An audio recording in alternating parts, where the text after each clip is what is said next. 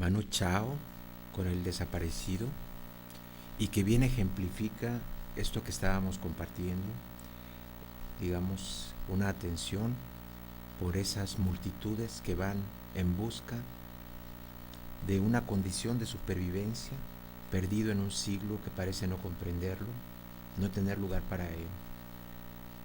Regresando a nuestro tema, podemos todavía, decíamos hace rato, recuperar en positivo qué aportes sí podríamos reconocer en esos textos freudianos, siempre teniendo el cuidado de no pretender absolutizarlos.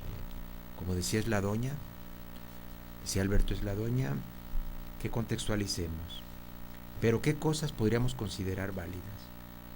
En un momento Freud se vio obligado por su misma práctica clínica a analizar a los niños, ¿verdad? Toda vez que la infancia estaba siendo probada como la génesis del modelamiento y la predisposición a las neurosis. El primer caso que se hizo muy célebre y fue conocido posteriormente como el caso Juanito, Freud analiza a un niño pequeño, pero no lo hace directamente, sino que Juanito todo el tratamiento es llevado por su padre. Y es aquí una de las cuestiones, digamos, más significativas que pudiera servir como base para la reflexión de todo aquel que está trabajando en el campo de la educación y con la tarea justamente de educar a los niños pequeños. Si en un momento dado estamos llegando a la conclusión, a partir de la lectura y en cierta medida de la práctica de estas propuestas, encontramos que es necesario que el propio educador se analice, aquí podría darse ese tipo de confluencia. Hacerlo menos opresivo, el establecimiento de reglas en los niños, la resignación de ciertos impulsos y orientar los desplazamientos apropiados. Aquí nos viene al paso también, siempre sin perder de vista el planteamiento que nos hacía Víctor Saavedra, de evitar que el psicoanalista se convierta en modelo ideal que se percibe en lo que en algún momento dado se llamó el sujeto supuesto saber, que en términos muy simples, espero que no simplificados, significa que como consecuencia de la condición analítica, el paciente está propenso a idealizar al terapeuta, al analista, en el que deposita una creencia de que lo sabe todo, y el analista no puede permitir que se le coloque en esa posición. Debe consentirla con propósitos terapéuticos, pero no asumirla. El gran o uno de los grandes errores de Erich Fromm, al decir de Víctor Saavedra, era que él se instalaba positivamente en ese sujeto supuesto saber. Él era el saber, cuando en términos psicoanalíticos una clave muy importante es, como dice Saavedra, trabajar para la cura contra la neurosis invalidante y por lo tanto para producir un conocimiento de los procesos inconscientes del propio analizado, cosa que no se puede lograr cuando está obturado. En parte en el error de Fromm estaba el desconocimiento o la sub o minusvaloración de fenómenos tan importantes como los transferenciales y contratransferenciales. Además, Saavedra, dicho sea de paso, consigna respecto a esto la tendencia del propio Fromm a analizar parientes, esposos entre sí, simultánea o sucesivamente, padres e hijos, en una condición que una de dos, o de veras permitía presumir un grado de objetividad inusitado, o la otra era una soberbia muy grande de parte del psicoterapeuta, del analista en todo caso, o un desconocimiento del enorme poder de estos fenómenos transferenciales y contratransferenciales. ¿Qué aporte nos hace Freud en términos generales que nos permiten en un momento dado recuperar, en este caso no solo para las prácticas pedagógicas. Se me viene a la mente en este momento aquella parte donde pudiéramos comparar un poco la manera de proceder ante los medios de comunicación por parte de dos personalidades tan destacadas como son, de una parte, Sigmund Freud y de otra Albert Einstein. Ambos hicieron en su momento visitas muy importantes y renombradas a Norteamérica. Los norteamericanos, con esa mentalidad tan pragmática, con una prensa masiva, pero también interesada siempre en respuestas rápidas, económicas y certeras. En su momento le preguntaron a Albert Einstein si podía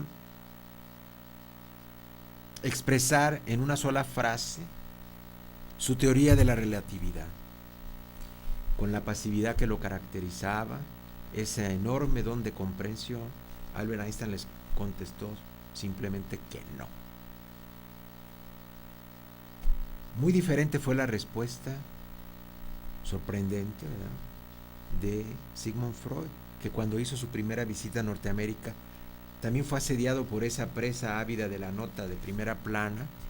Estaban ahí ante el padre fundador del psicoanálisis y le dijeron: ¿usted sería capaz de expresar en una sola frase su idea de la salud mental?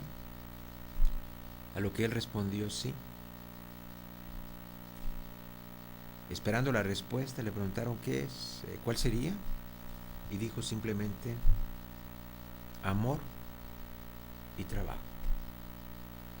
Esta respuesta tan simple, una vez más, no simplista, no simplificadora, nos habla de alguien que tiene el background, un campo de conocimientos, una experiencia clínica muy vasta, y finalmente ha logrado resumir de una manera muy económica cómo pudiéramos apreciar que una persona está sana mental y emocionalmente.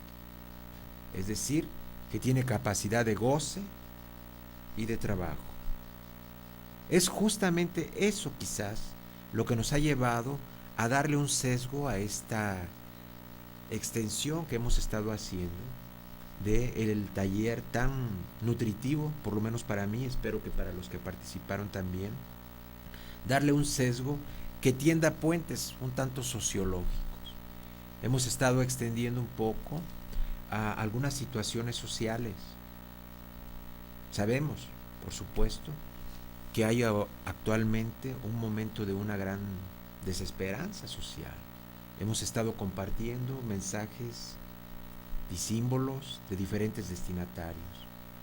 Digamos que en otro contexto podríamos decir que los niños, con su sintomatología, su hiperactividad, su atención dispersa, como la llaman, sus trastornos de conducta, los adolescentes otro tanto, con su desorientación, su impulsividad, su hostilidad, todos están esperando como si mandaran el mensaje de que están requiriendo un esfuerzo adicional, una escucha, la formación también de estrategias actualizadas, coherentes de tratamiento de estos problemas, que no son la primera vez que se presentan, pero que cada vez los escolares lo repiten,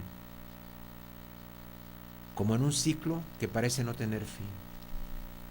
También hago una invitación a esa actualización, recuperar ese espíritu bartesiano que nos decía que la historia es la que elige los mitos y los hace desaparecer, que nos reclamaba la reinserción histórica de nuestros análisis.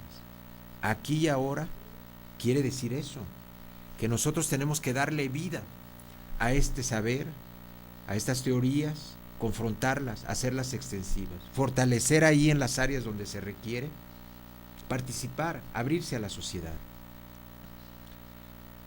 Si no, corremos el riesgo justamente de ser calificados de abstracciones, estar fuera de contexto, fuera del mundo. En este sentido también pudiéramos rememorar un episodio de los años 70 y que en alguna medida perduró, y hablaba de la teología de la liberación, y viene a cuento justamente porque aquellas personas que están encargadas de campos disciplinarios de avanzada, críticos, que tienen algo que ofrecer socialmente, no pueden permanecer indiferentes ante las necesidades sociales. Como el mismo Neruda decía, que la poesía era como el pan, que él, toda su obra había sido hecha justamente para probar eso, que era fruto de un artesano, pero que tenía una utilidad social, que era lo que le daba la justificación. En el caso de la teología de la liberación, estalla en varios lugares de América Latina, Colombia, Perú, con representantes aquí allá, en el mismo México. Y cuando la gente que estaba en ese entonces participando y que fue difundiendo este mensaje que tenía, algunos tomando vías guerrilleras, como en el caso de Camilo Torres, en Colombia, o de teóricos como Gutiérrez en Perú, o acá entre nosotros, que eran memorables las misas del señor Méndez Arceo, que reunía multitudes allá en Cuernavaca. Cuando rememoraban un poco su historia, mencionaban que en el seminario habían aprendido una palabra, pero que cuando tuvieron que ir a las comunidades se dieron cuenta que muchas de ellas estaban en estados más que miserables y que no podían permanecer indiferentes. Ante una jerarquía eclesiástica vertical, anquilosada, estos jóvenes novicios empiezan a hacer propuestas que todavía perduran, como en el caso de Leonardo Boff en Brasil, que hace una propuesta que lo llevó a la segregación por parte del Vaticano y que planteaba que había que que la iglesia debería empezar desde la comunidad, y se crean las comunidades eclesiales de base. En su momento, el propio Fidel Castro, expresidente de Cuba, llegó a decir que cómo los sectores revolucionarios podrían ver sectores tradicionalmente conservadores devenir revolucionarios, y que los sectores revolucionarios estuvieran alienando a las masas viniendo conservadores. Bueno, algo parecido pudiéramos expresar por acá. Si alguien es representante de teorías que son críticas socialmente hablando, que abren puertas a una manera de proceder diferente, un cambio renovador, un aire, los economistas, los sociólogos, los filósofos, y para el caso que estamos tratando hoy, los pedagogos, los psicoanalistas, la gente en general que está participando de campos de conocimiento y de prácticas congruentes, no pueden permanecer indiferentes a este estado en el que estamos. Aquí mismo podríamos decir, se gesta, digamos, la posibilidad de crear espacios muy probablemente modestos, pero que esperemos que tengan algún eco y haga reconsiderar si ese aislamiento, esa falta de participación, puede llevar a algún lado, o llegó la hora de reaccionar y de empezar a producir y abrir esos espacios para que tengan consecuencias benignas, positivas, de aliento hacia esos sectores sociales que están tan desprotegidos, tan reprimidos, aplastados, con impulsos tan sofocados como los que hoy hemos estado comentando. Antes de terminar, no recuerdo si había sugerido alguna otra melodía, me parece que las que habíamos seleccionado y que Alex León tan gentilmente nos ha favorecido con su identificación. Alex, ¿no recuerdas si te mencionó alguna otra canción? ¿No, verdad? Exacto. Antes de pasar a la canción, precisamente porque esta representa ese sentimiento de haber sido hurtado, de haber sido burlado, parece como si en el seno materno, en el nacimiento, también hubiera habido una promesa de que valía la pena estar en este mundo. Y en esta canción, lo que está recuperando una vez más el gran cantautor, poeta, digo yo, Joaquín Sabina, es esos momentos urbanos, de crónicas, de personas aparentemente modestos, insignificantes, pero que dice relación con el resto de los personajes de nuestra sociedad. Es también el mensaje que nosotros queremos dejar flotando. Le vamos a pedir a Alex que nos ponga ¿Quién me ha robado el mes de abril?